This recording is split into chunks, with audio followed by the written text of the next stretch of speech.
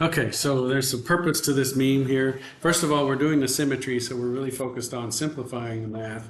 We're able to determine, when the integral goes to zero or not based upon the symmetry of the things that are multiplied by each other.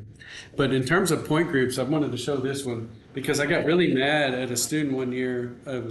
I put on an exam, of water. See, what is the point group of water? And that to me should be one of the things that should be automatic for people. And so whenever you're doing a multiple choice test, you got to come up with the wrong answers too, right, as a professor. And so a lot of times I feel like I'm being as nice as I can be by producing absurd answers, right? And so one of the absurd answers I put down for water was tetrahedral.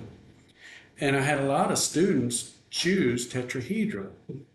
And I was so upset, and I actually fussed at him. I was like, listen, if you can't figure out that water is CO2, pick a different major. I mean, this is ridiculous. This is such a simple thing. And they got mad at me for getting mad at them. They're like, you shouldn't berate us. You should encourage us, So we had this toxic for a minute or two. Okay, but then I got to thinking when I asked a student who I felt like this was in my office, a student was talking to me about point groups and so on, and I asked them about, now just sort of checking their knowledge. I said, by the way, just tell me, what's the point group of water? And they said tetrahedral. And this was a good student. This wasn't somebody who was just, not trying and trying to skirt by and so on. And I said, why did you say that? And they said, because they have 4 electron domains. Okay, so this is an important thing. So we need to settle this right now. Okay, there's 3 different structures. There's the Lewis dot structure, the dots and the lines, okay? And do we do our best to provide a 3D shape to that, even though we're dealing with a plane of the paper, right? We use the wedges and the dashes to come in and out of the paper, okay? We count up those electron domains, and oxygen itself, notice there's no hydrogens here, it's just oxygen, has 4 electron domains. So when it has 4 electron domains, we have to come up, if we're going to hybridize the orbitals around that oxygen, we have to come up with 4 of those. So we have an s orbital and 3 p. So it's sp3 hybridization, and it adopts a tetrahedral electronic structure.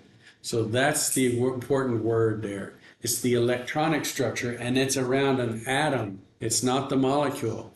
So our electronic structures are around central atoms, whether it be a carbon or an oxygen or chlorine or whatever.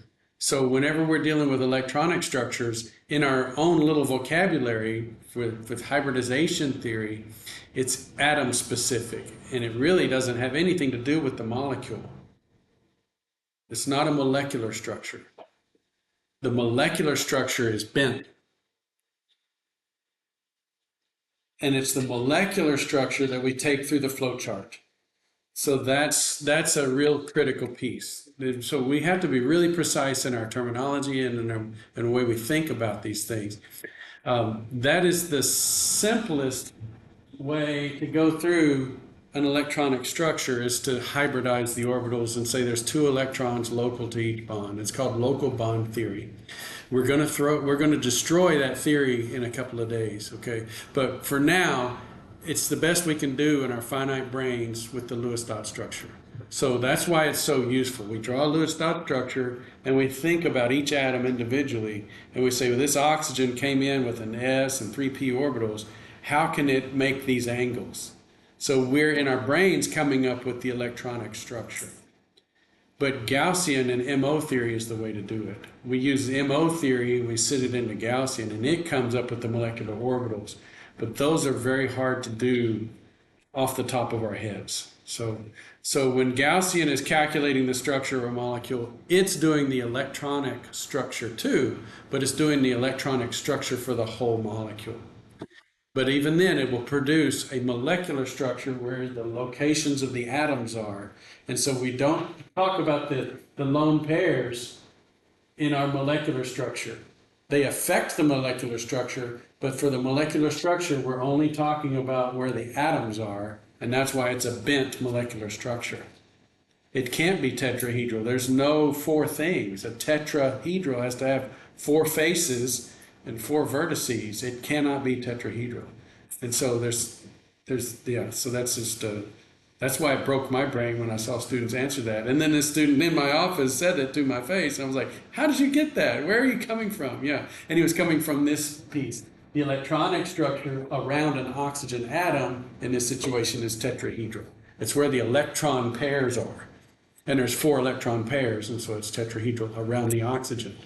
But the molecular structure is bent. I'm going to clip that video because that's good. Just it's by itself. Okay, let me do that. I'm going to hit